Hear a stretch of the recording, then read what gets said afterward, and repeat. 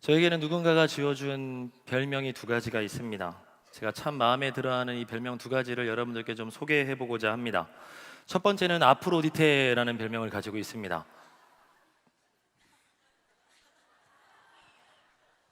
그리스 신화에 나오는 미와 사랑의 여신에 대한 의미는 아니고요, 앞으로 보기보다 뒤태가 더 낫다라고 해서 아프로디테랍니다. 두 번째 별명은 보이스피싱입니다. 이 별명에 대해서 설명하기 위해서 제가 여러분에게 몇 가지 좀 질문을 드리고자 합니다. 먼저 여성분들께만 질문하겠습니다. 우리 여성분들께서는 남성의 고음 톤의 목소리를 좋아하십니까? 중저음 톤의 목소리를 좋아하십니까? 중저음. 대부분이 중저음을 좋아하시더라고요. 저는 중저음의 목소리를 가진 남자입니다. 남성분들께만 그럼 질문하겠습니다. 우리 남성분들은 고음 톤의 여성이 좋으세요? 중저음 톤의 여성이 좋으세요? 아직 이해가 잘 안 된 것 같아서 제가 한 가지 예를 좀 드려보도록 하겠습니다. 중저음 톤의 여성분은 오빠입니다. 다시 한번 묻겠습니다. 고음 톤이 좋으세요? 중저음 톤이 좋으세요? 거짓말입니다. 남성분들은 예쁜 여자 좋아합니다. 남성분들은 목소리와 관계없이 외모를 보고 좋아합니다. 그래서 저도 외모만 보고 제 아내를 선택했습니다. 많은 사람들은 이렇게 얘기를 합니다. 목소리가 교만한데 외모까지 교만하면 금상첨화다, 이렇게 얘기를 합니다. 목소리는 겸손한데 외모가 교만하면 매력 덩어리다 얘기를 하죠. 그런데 목소리는 교만한데 외모가 겸손한 사람을 보이스피싱이라 얘기한답니다. 목소리는 좋은데 외모와 매칭이 되지 않는다. 그래서 제 별명이 보이스피싱입니다. 말씀으로 은혜를 나누기 전에 저는 먼저 양옆에 계신 분들과 한번 인사를 하라라고 이야기하고 싶습니다. 먼저 한번 옆 사람 한번 바라보시고요, 그리고 믿음으로 이렇게 인사하셨으면 좋겠습니다. 당신을 보니 당신은 금상첨화입니다. 믿음으로 선포하셨으면 좋겠습니다. 우리는 늘 이렇게 먼저 눈으로 보고 머리로 생각을 하고 행동을 하며 살아갑니다. 오늘 우리가 읽은 본문 말씀에 등장하는 사람들도 우리와 동일하게 눈으로 보았고 머리로 생각했고 그리고 행동으로 실천에 옮긴 사람들이 등장을 하고 있습니다. 저는 우리가 너무나도 잘 알고 있는 선한 사마리아인 이야기를 통해서 오늘날을 살아가고 있는 우리들에게 하나님이 주시는 귀한 메시지를 나누어 보고자 합니다. 먼저 그 첫 번째 등장인물에 대해서 살펴보겠습니다. 30절 말씀 우리 같이 한번 읽어보겠습니다. 30절입니다. 시작.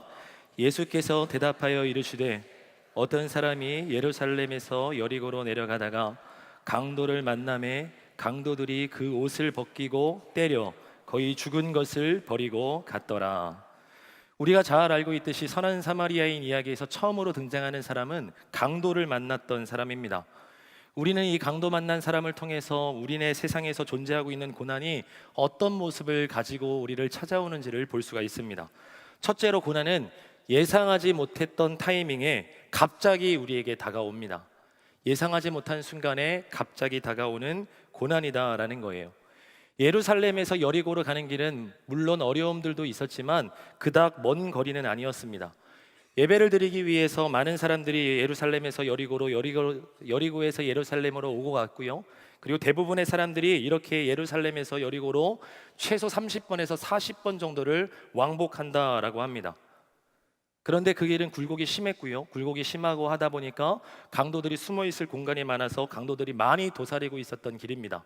그런데 이 한 사람은 나는 안전하겠지 싶었던 모양입니다. 그렇게 안전하겠지 싶은 생각으로 그 길을 가는 동안에 이 사람은 목숨을 잃을 뻔한 사건을 맞닥뜨리게 됩니다. 고난은 이 사람이 만난 것처럼 우리가 예상하지 못한 때 갑자기 우리를 찾아와 우리를 힘겹게 합니다. 만약에 이 고난이 얼마나 큰지 그 무게와 끝을 안다면 우리가 만나는 그 고난은 더 이상 힘들지 않을 것입니다. 그런데 고난은 시작할 때도 예고 없이 우리에게 찾아오지만 그 고난의 끝도 미지수입니다. 시작도 알 수 없고 그 끝도 알 수 없는 것, 그것이 바로 우리를 힘겹게 만드는 고난이라는 것입니다. 둘째로, 마치 교통사고처럼 갑자기 다가온 고난이라는 것입니다. 갑자기 다가옵니다. 때로는 쌍방과실이기도 하죠. 그런데 어떤 경우에는 피해자에게는 아무런 잘못이 없을 때가 있습니다. 우리가 지금 만나고 있는 이 본문에서의 첫 번째 인물 강도를 만난 이 사람은 잘못한 것이 하나도 없었습니다. 갑자기 다가온 강도로 인해서 저항할 틈도 없이 가지고 있는 소유를 다 빼앗겨 버렸고 지금 이는 거의 죽게 되었습니다. 그리고 이 사람은 자기 혼자 스스로 이 문제를, 이 고난을 이겨낼 수 있는 힘조차 없었습니다. 깊게 패인 상처에서는 계속해서 피가 흘러나오고 있고요. 그리고 뼈는 부러져서 통증은 계속해서 심해져 가고 있고 스스로 일어날 수 없어 병원에 가거나 주변에 있는 사람들에게 크게 소리 질러 도움을 요청할 수도 없습니다. 우리가 살아가고 있는 이 세상에 이런 사람들 참 많이 있죠. 술을 물처럼 마시는 아버지, 매일처럼 술을 마시고 돌아와서 술을 마셨을 때는 늘 가전짓기를 때려 부수고 나에게 폭력을 가하는 그 가정에서 태어난 아이들이 있습니다. 결혼을 앞두고 내가 만난 이 사람이 너무나도 신실한 사람이라고 마음에 들어하고 있는데 결혼하기 직전에 저 사람에게 다른 남자가, 다른 여자가 있다라는 것을 알게 된 예비 신랑과 신부들 또한 있을 것입니다. 멀쩡하게 잘 살아가던 중에 그냥 간단하게 정밀 검사 한번 받아봐야지 했는데 갑자기 예고 없이 날아든 내 몸에 있다는 그 큰 질병, 이것은 내가 죄를 지어서 법원에서 형벌을 받는 것과는 완전히 차원이 다른 이야기입니다. 최선을 다했는데 우리 집 경제적인 어려움 속에서 벗어날 수 없고 우리 가족들 계속 힘들어하고 가장으로서 아무것도 할 수 없어서 힘든 사람들 또한 있습니다. 우리 예수님께서는 이러한 사람들, 우리가 살아가고 있는 이 세상에 대해서 오늘 본문 말씀을 통해 우리에게 말씀하시고 있는 겁니다. 예상하지 못한 순간에 갑자기 날아들어온 고난, 환경이나 일 때문이 아니라 사람 때문에 갑작스럽게 어려움을 당한 우리들, 희생자의 잘못이 없는데 일어날 수조차 없는 무기력감에 빠질 수밖에 없는 우리네 상황들. 그럼 여러분, 저는 오늘 이 말씀을 은혜의 말씀으로 나누기 전에 현실적인 질문을 하나 드리고 싶습니다. 우리가 살아가고 있는 이 세상이 정말로 공평하다고 생각하십니까? 하나님이 만드신 이 세상, 내가 살아가고 있는 이 세상이 정말로 공평하고 정의롭다고 생각하세요? 그런데 우리네 삶은 그렇게 단순하지가 않습니다. 하나님이 저 사람에게는 뛰어난 외모를 주셨는데 저에게는 뛰어난 외모 대신에 좋은 목소리를 주셨다 해서 저는 감사하며 이 세상 공평하다 생각하며 살아갈 수 있겠습니까?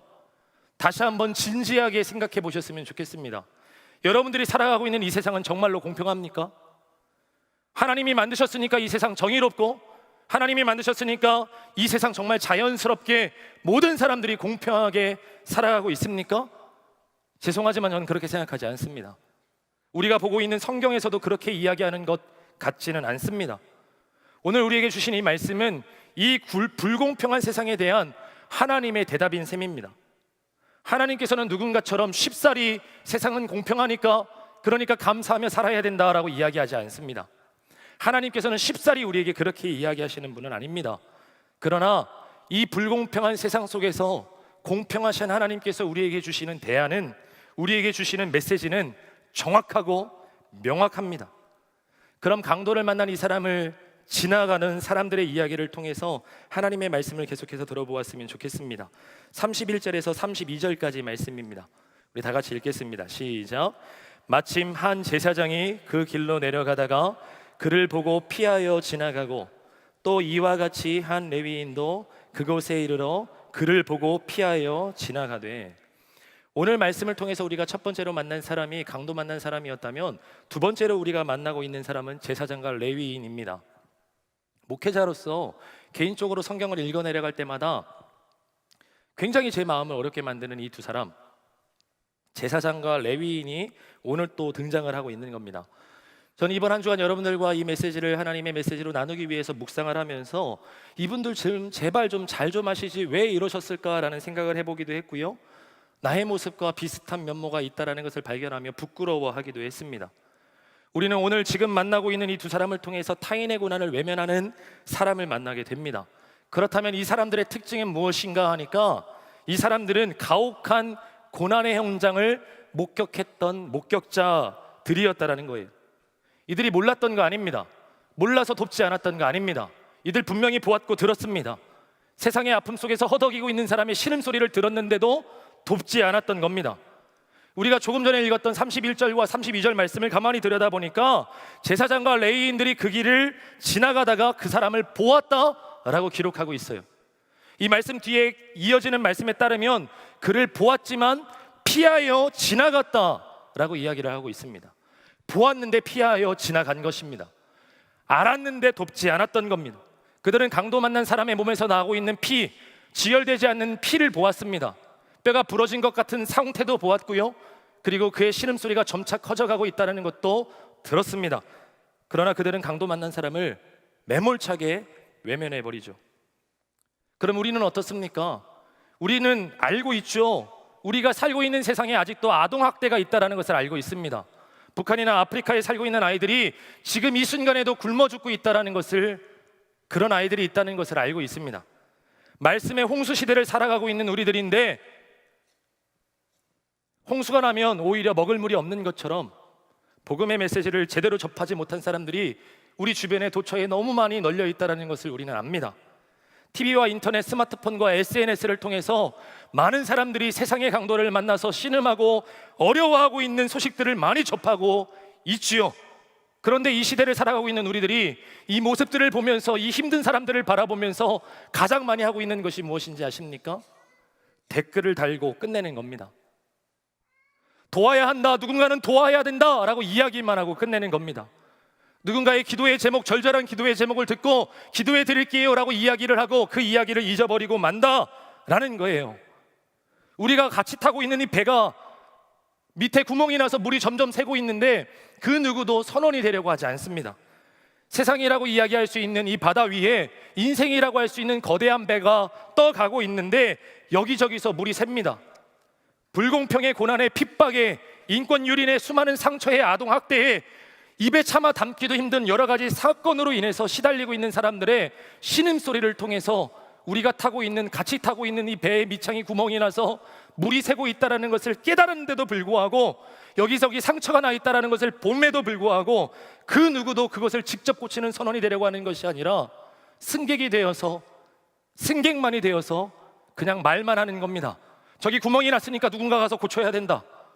교회가 가서 고쳐야 하고, 정부가 가서 고쳐야 되고, 경찰이 가서 고쳐야 하고, 목사가, 권사가, 장로가, 집사가 가서 고쳐야 된다. 내가 아닌 다른 누군가가 가서 고쳐야 된다라고 이야기만을 합니다. 그렇게 우리는 하나님이 목격하게 하셨는데도 불구하고 그냥 지나쳐 갑니다. 그럼 왜 이렇게 지나쳐 버릴까요? 왜 제사장과 레위인들이 왜 그냥 지나쳐 버렸을까요? 우리들이나 제사장이나 레위인들이나 우리의 회피를 위해서는 늘 많은 이유, 늘 많은 사정이 있기 마련입니다.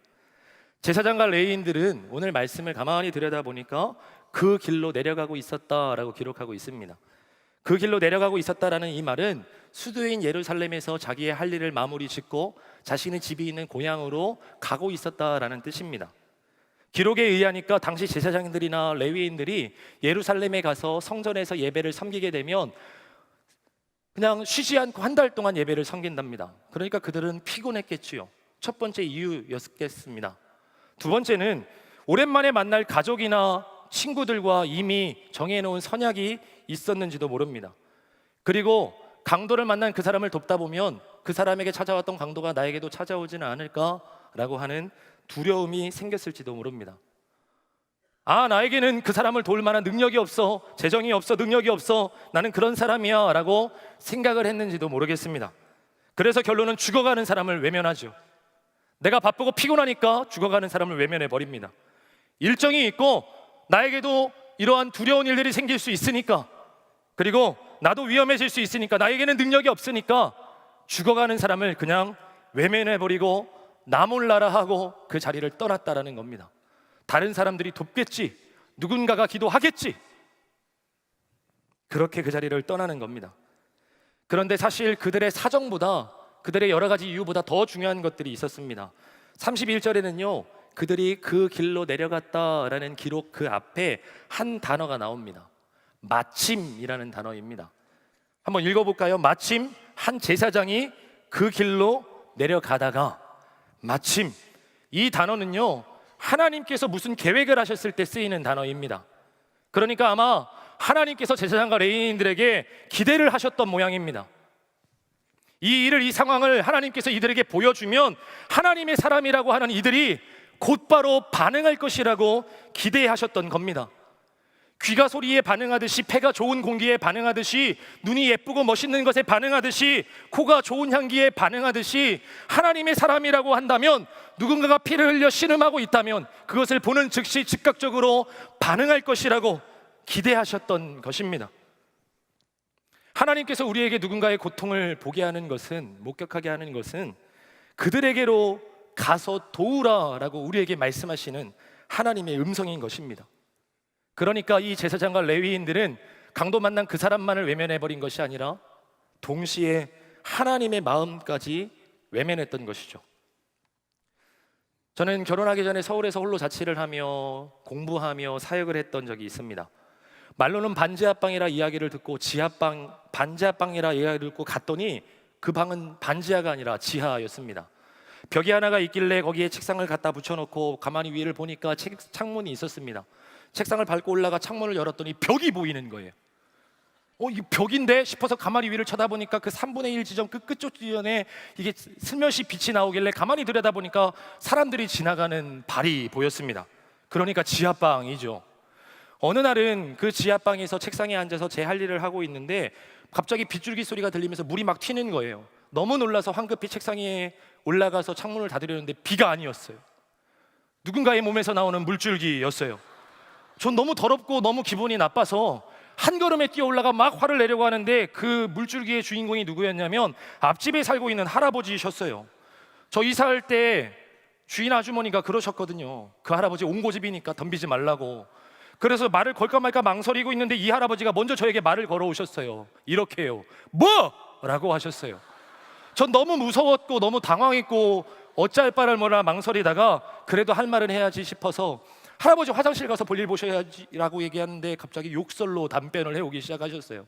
전 너무 당황하고 무서워서 아니에요, 됐어요 라고 이야기를 하고 집으로 돌아가서 제 얼굴에 묻은, 책상에 묻은 여러 물줄기들을 닦아냈습니다. 그 옹고집 할아버지는 늘 그러셨어요. 매일처럼 자기 집 앞 계단에 앉으셔서 지나가는 사람들에게 욕을 선물로 한 알음씩 주셨어요. 그날 이후부터인가 저한테는 정말 해도 너무 많이 하셨어요. 저는 정말 자존감이 낮아질 정도로 욕을 많이 들었어요.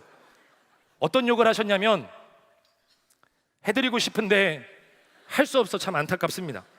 그런데 놀랍게도 그 할아버지와 일평생을 살아오신 할머니는 얼마나 곱고 선하셨는지 몰라요. 근처에 있는 교회를 다니시면서 하루도 빠짐없이 새벽 예배를 드리시는 분이었는데 어느 날 우연한 기회에 이 할머니와 대화를 나누게 됐고, 이 할머니가 제가 신학생이고 전도사라는 것을 알게 되고 제 손을 덥석 잡더니 평생을 했는데 안 되는 것이 있다고, 우리 아저씨 좀 전도해서 구원받게 해달라고 부탁하는 것이 아니겠어요? 저는 그 얘기를 듣는 순간에 그 물줄기가 생각이 났고 너무 불쾌하고 말조차 걸고 싶지 않고 매일처럼 욕설을 하는 할아버지가 무섭기도 해서 예, 기도하고 실천할게요 라고 이야기를 하고 집으로 그냥 들어가 버렸어요. 그 요청 자체를 까먹어 버린 거죠. 그런데 어느 날부터인가 그 할아버지, 그 할머니가 안 보이는 거예요.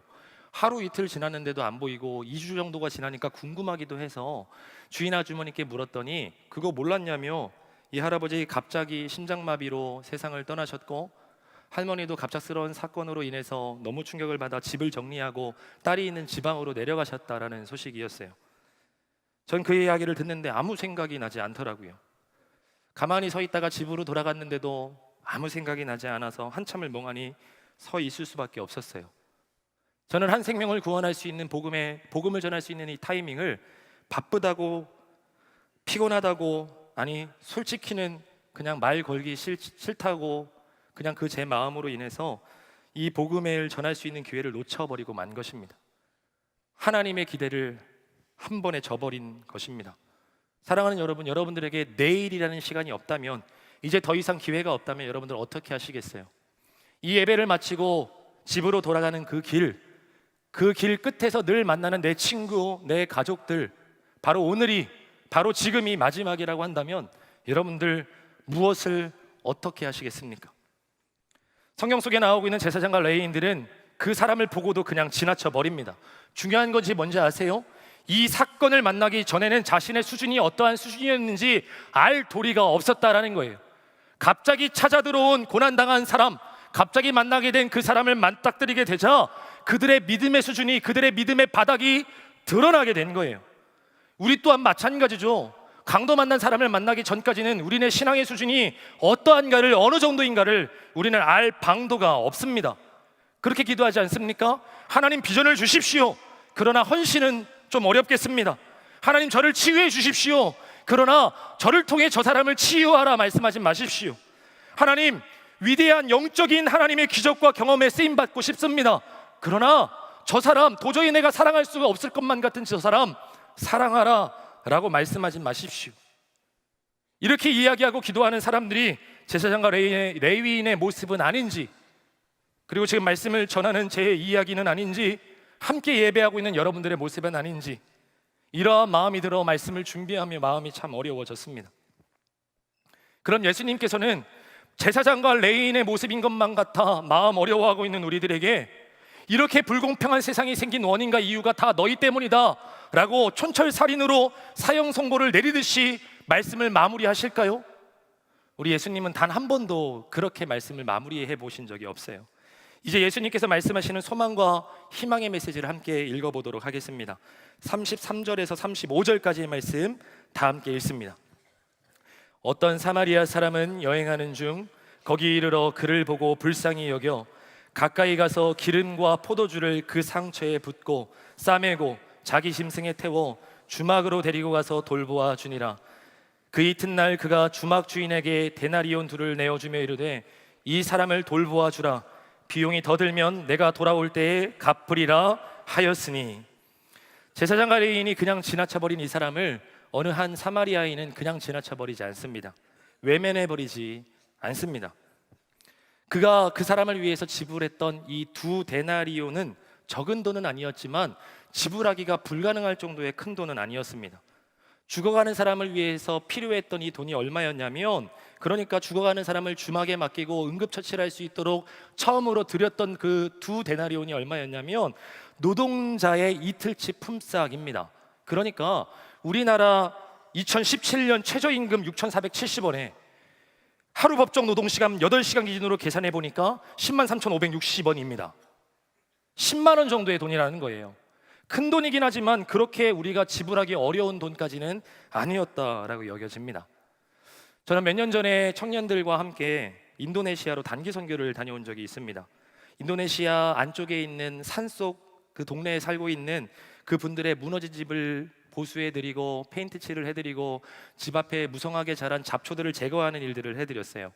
이 일들을 계속 하다 보니까 목이 너무 마른 거예요. 그래서 물 좀 주십시오라는 표현을 이렇게 제스처로 하고 할 수 있는 언어로 이야기를 했더니 그 집 주인이셨던 할머니가 큰 대접에다가 맑은 물 한 사발을 떠오셨어요. 물 색깔은 맑았는데 물 위에 떠 있는 것들이 어찌나 많은지 소금쟁이조차 있는 것처럼 보였습니다. 그래서 이걸 먹지 못하고 가만히 고민을 하고 있는데 할머니께서 아셨다라는 듯이 저한테 가만히 다가오더니 씻지도 않은 그 손으로 물을 이렇게 휘휘 이렇게 하더니 먹으라고 표현을 하시는 거예요. 하나님의 마음을 전하러 사람으로서 이것을 안 마시면 안 되겠다 싶고 그래서 그 물을 한 번에 들이켰어요. 그거 아시나요? 이 물 마셨는데 오히려 속이 점점 더 타오르는 것만 같은 그 느낌. 그런데 다른 방을 이제 페인트 칠을 하고 있는데 한 방 안에 정말 너무 예쁘고 작은 여자아이가 누워서 자고 있는 거예요. 너무 예뻐가지고 눈도 너무 예뻐가지고 너무 예쁘장하게 생겨가지고 제가 가만히 다가가서 이마를 만졌는데 너무 몸이 뜨거운 거예요. 깜짝 놀라서 가만히 살펴보니까 목부터 온몸에 이미 오래전에 핀 열꽃이 피어 있는 거예요. 너무 속상해서 물었어요. 이거 왜 이러냐고, 얘 왜 이러냐고, 왜 못 움직이냐고, 왜 말을 못하냐고 제가 얘기를 했더니 그 지역 선교사님께서 대답을 해주시는 거예요. 이 지역은 돈이 없어서 이렇게 열꽃이 피고 열이 나고 아프면 그냥 가만히 두고 있다가 불구가 되든지 아니면 죽기까지 한다는 거예요. 갑자기 마음이 뜨거워졌어요. 모르겠습니다. 그 물을 마셔서 그 뜨거움이 계속해서 있었던 건지 아니면 하나님이 제게 주신 마음 때문에 뜨거워졌는지는 모르겠지만 제가 이 모든 돈을 다 댈 테니까 병원 데려가자고, 병원 가서 검사 받을 거 다 받고 치료 받자고 라고 이야기를 하고 두려움에 떨었어요. 같이 차를 타고 막 가고 있는데 이거 어떡하나 싶은 거예요. 저도 그렇게 여유로운 사람은 아니거든요. 하나님 어떡하죠? 라고 하고 있는데 병원도 좋아 보였어요. 좋아 보이는 그 병원에서 너무 많이 검사를 하는 거예요. 저는 그냥 청진기만 될 줄 알았는데 막 어디 들어갔다 나오고 막 그러는 거예요. 그래서 막 겁내하고 있는데, 기도하고 있는데, 하나님 어떡하죠? 도망갈까요? 막 하고 있는데, 치료비와 이 약값까지 해서 얼마 나왔는지 아십니까? 그들 돈으로 60만 루피아였어요. 자그마치 60만 루피아. 계산해 보니 5만 원입니다. 전 너무 감사하기도 하고 기뻤어요. 이 정도만 할 수 있겠지 싶었어요. 그런데 한 마음에, 하나님이 주시는 마음이 있는데, 5만 원 때문에 그 동네에서 많은 아이들이 죽어가고 있고, 많은 아이들이 5만 원이 없어서 불구가 되고 있다는 사실이 제 마음을 쳤어요. 그래서 그 5만 원을 들고 제가 계산을 하는데 눈물이 자꾸 나는 거예요. 근데 뒤돌아봤다 제가 소름 끼치게 놀랐어요. 뒤돌아보니까 그의 아이의 할머니가, 그 아이의 부모가 무릎을 꿇고 저에게 감사하다고 연신 고개를 조아리며 이야기를 하는 거였어요. 저는 그 장면을 잊을 수가 없어요. 그 충격에서 아직도 벗어날 수가 없어요. 단돈 5만 원이 없어서 그 예쁜 아이들, 내 사랑하는 자녀들을 죽여야만 한다니 저는 이해할 수 없었어요. 우리는 능력이 없어서 사람을 도울 수 없다고 이야기를 하는데, 사실 하나님이 마음을 주시면, 우리가 하나님의 마음에 순종해서 나아가면 하나님이 일하시는 겁니다. 우리가 너무 잘 아는 단어 컴패션이라는 단어는 함께라는 단어인 컴과 그리고 다른 사람 내 고통이라는 뜻을 가지고 있는 파시오라는 라틴어 단어를 합성한 영단어입니다. 그러니까 컴패션, 긍휼이라는 이 단어는 다른 사람의 고통을 함께 느낀다라는 의미가 담겨 있는 거예요.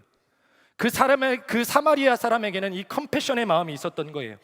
자기 능력이 부족하지만, 자기가 가진 것은 많이 없지만 하나님이 나를 통해서 일하실 수 있다라는 마음이 있었던 거예요. 그래서 그가 한 일이 무엇이었냐면, 강도 만난 사람을 보고 그냥 지나치는 것이 아니라 그에게로 가까이 갑니다. 34절의 말씀에 의하니까 가까이 가서라고 기록하고 있어요. 가까이 가서. 사랑하는 여러분, 하나님의 치유는 가까이 가면 일어납니다. 치유의 기적은 고난의 현장을 가까이 하는 사람을 통해서 일어나는 거예요. 이제는 여름이 좀 지나가고 아침 저녁으로 좀 선선한 바람이 불어오는 가을이 좀 되었습니다.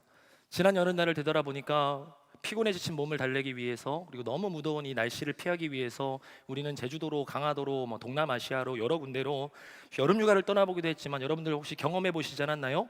휴가를 다녀왔는데 몸이 더 피곤한 거죠. 피곤하셨을 겁니다. 피곤하셨을 거라고요. 아무도 반응 안 하셔서 제가 당황했습니다. 그리고 더위를 피해서 떠난 그 제주도가 더 더웠다는 것을 우리는 경험할 수 있었어요. 그래서 결국에는 우리 한소망교회에서는 지난 2주 동안 그 어디보다 더 시원한 한소망교회 L층 아가페홀에 모여서 속교회 부흥회로 이열치열 더 뜨거운 하나님의 사랑을 경험하고 그곳이 천국이었노라 고백하는 시간을 보냈어요. 이제 이번 주부터는 알파부터 시작해서 중보기도학교 치유수양의 은혜의 동산과 같은 여러 프로그램들이, 여러 은혜의 장들이 순차적으로 계속해서 시작이 됩니다. 저는 이 자리에 계신 여러분들 모두가 이제는 망설이지 마시고 가까이 오셔서 함께 동참케 되시기를 주님의 이름으로 축복합니다. 이제는 우리가 갈까 말까를 망설일 때가 아닙니다. 이제는 우리가 초청할까 말까를 망설일 때가 아니에요.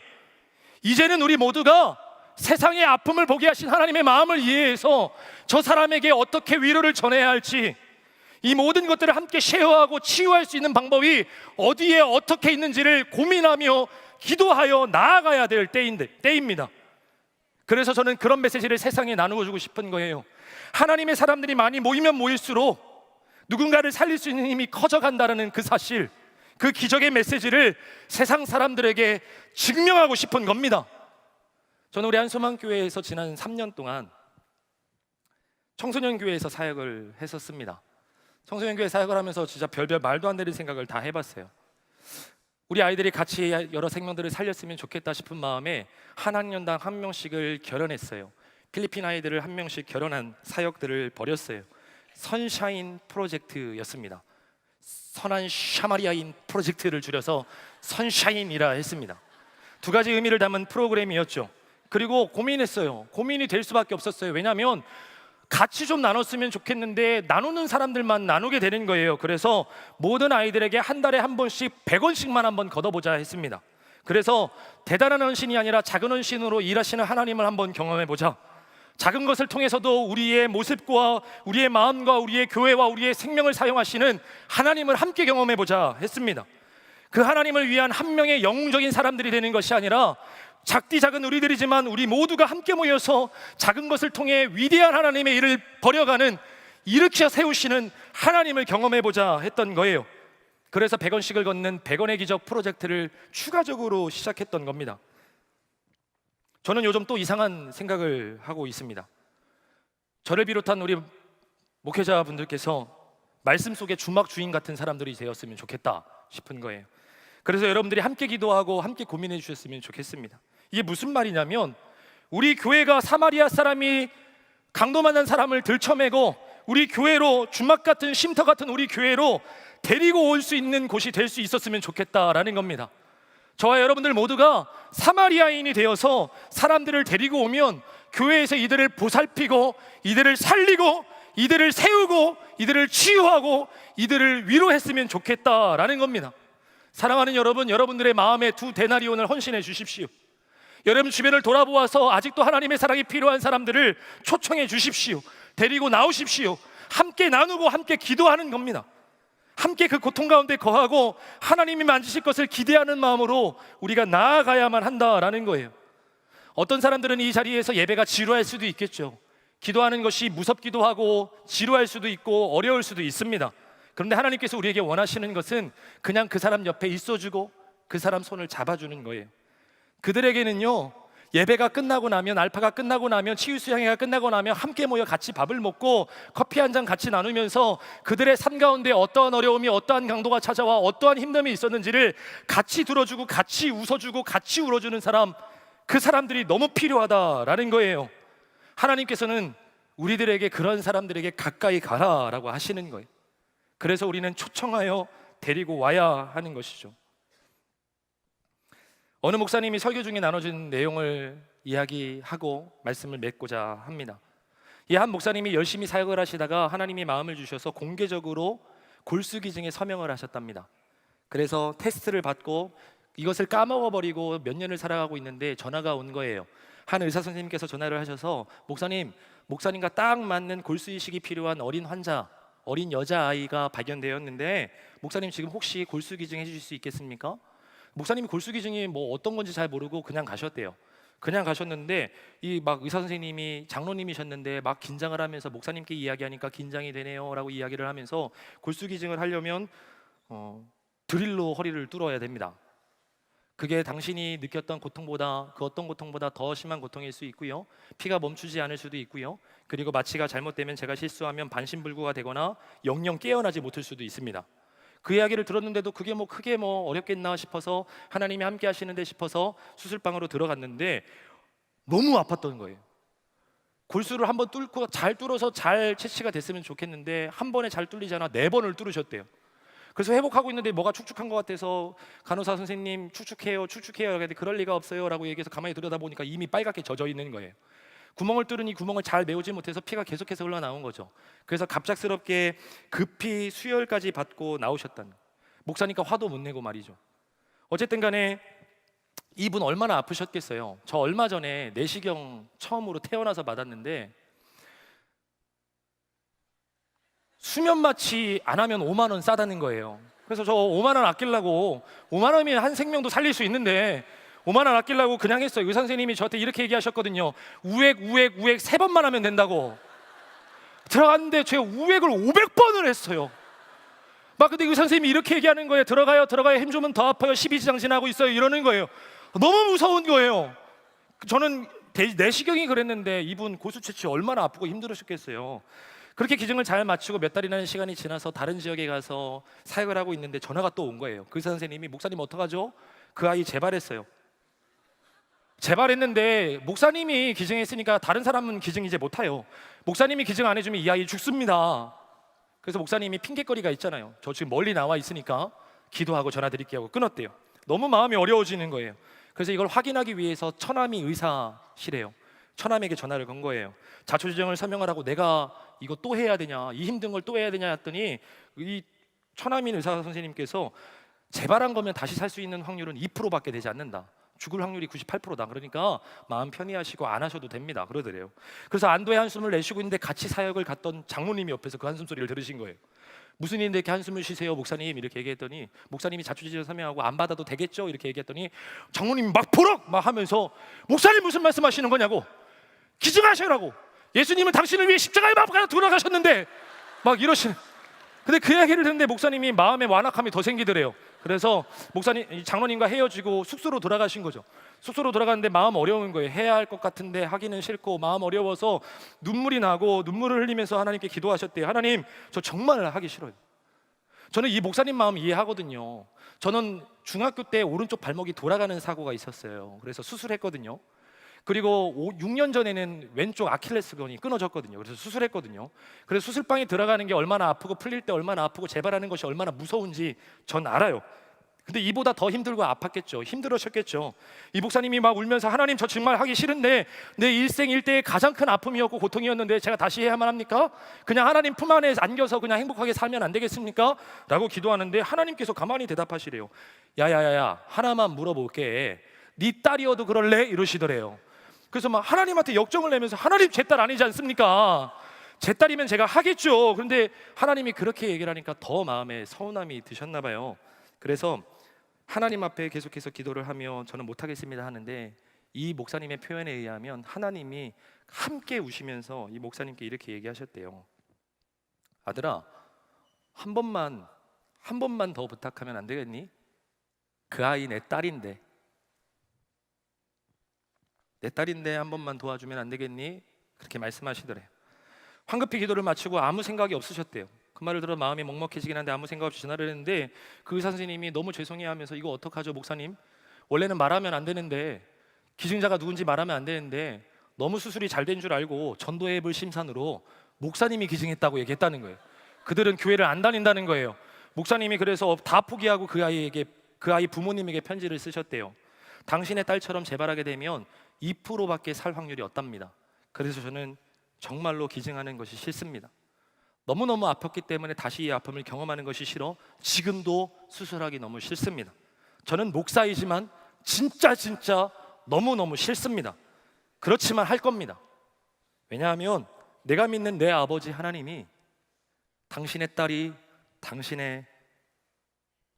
딸이 아프다라고 말씀하셨기 때문입니다.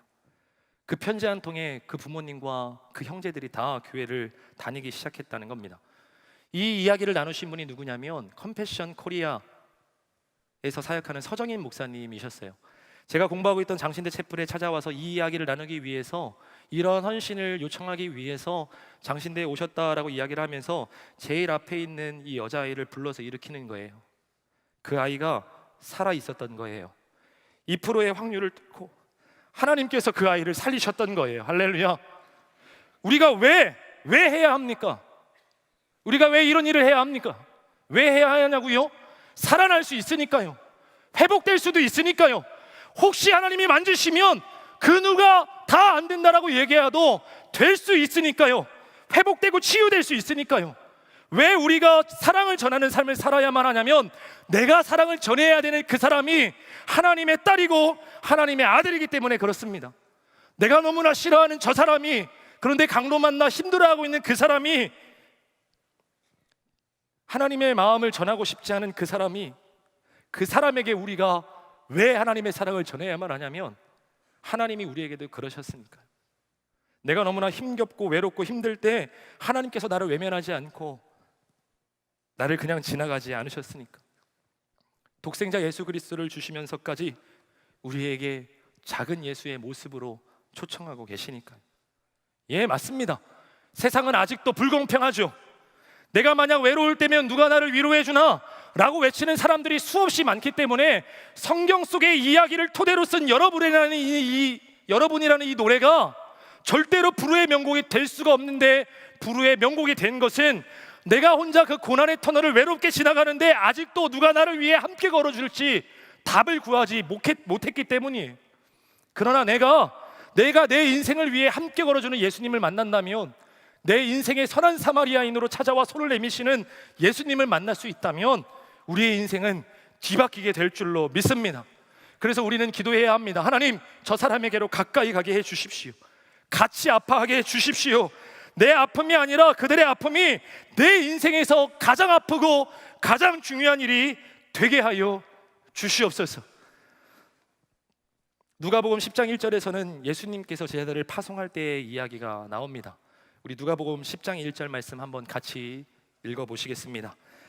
그 후에 주께서 따로 70인을 세우사 친히 가시려는 각 동네와 각 지역으로 둘씩 앞서 보내시며, 예수님께서 제자들을 둘씩 파송하실 때 예수님께서 친히 가고자 했던 것으로 보내셨다라고 기록하고 있어요. 예수님은 다 가시고 싶었던 겁니다. 예수님은 다 만나서 대화하고 싶으셨던 겁니다. 그런데 예수님은 지금 시간과 공간에 매여 계셨어요. 예수님이 하늘에 계셨던 것처럼 동시에 두세 장소에 있는 사람들과 동시에 이야기하실 수가 없었어요.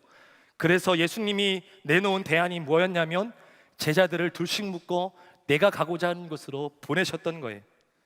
이 불공평한 세상을 향한 하나님의 대안이 뭐냐 하니까 그분의 제자들, 예수님이 가고자 하시는 곳에 가기를 원하시는 바로 저와 여러분이다라는 거예요. 사랑하는 여러분, 지금도 예수님이 가시고자 했던 그 선교지로 여러분들이 나아가셔야 합니다. 쓰러져 있는 그 사람에게 우리는 가야 합니다. 그래서 하나님의 말씀이 필요하고 하나님의 만지심이 필요하고 하나님의 위로하심이 필요한 자들에게 우리에게 허락해 주신 수많은 사역의 장들로 초대해야만 하는 겁니다. 내가 힘이 없고 나는 바쁘고 지쳤고 두렵고 연약하고 나는 그것을 할 가치가 없는 사람이기 때문에 지금 이 순간에도 너무너무 하기 싫지만 예수님의 사랑을 우리가 경험했기 때문에 그 자리로 나아가야 합니다. 그것이 바로 불공평한 이 세상 속 하나님이 주시는 마지막 대안이기 때문에 그렇습니다. 저는 이 자리에 계신 여러분들 모두가 이 세상을 향한 하나님의 유일한 그 대안이 되어주시기를 주님의 이름으로 축복합니다. 기도하시겠습니다. 참 좋으신 하나님, 우리들의 삶을 돌아보니 예상치 못한 순간에 갑자기 찾아오는 고난들을 만날 때마다 이것이 하나님의 사인이라는 것을 깨닫지 못한 채 늘 불평불만하며 강도 만난 사람처럼 쓰러져 일어나지 못하고 있는 우리들의 모습들을 발견하게 됩니다. 우리가 살아가는 세상이 우리의 시선으로 볼 때는 불공평해 보이기만 하는 세상이지만 이 불공평한 세상 속에서 공평하신 하나님께서 주시는 하나님의 메시지를 온전히 마음에 새기며 내가 그 하나님의 대안이 되겠노라 선포하며 살아가게 하여 주옵소서. 힘들고 어려운 고난이 찾아올 때마다 이제는 내 인생의 선한 사마리아인이 되어주시는 예수님을 경험하게 하여 주옵시고 그 예수님의 십자가 사랑을 날이 갈수록 해가 갈수록 더욱 깊이 깨닫게 하여 주옵소서. 그 크신 십자가의 사랑을 경험하고 깨달은 자들로서 불공평한 세상이라 여기며 힘겹게 살아가는 그들을 바라볼 때 우리들의 눈에서 눈물이 마르지 않게 하여 주옵시고 내 마음에서 아픔이 사라지지 않게 하여 주사 강도 만나 힘겨워하는 사람들에게 주님께서 눈물을 흘리시기 때문에 나도 눈물을 흘리고 주님께서 아파하시기 때문에 나도 아파할 수 있는 하나님의 사람, 그들에게 유일한 하나님의 대안을 제시할 수 있는 사람이 되게 하여 주옵소서. 우리에게 주님의 마음을 허락하시고 그 사랑을 가르쳐 주시며 성령으로 가득 채워주실 하나님을 기대하며 사랑하는 예수님의 이름으로 기도드립니다. 아멘.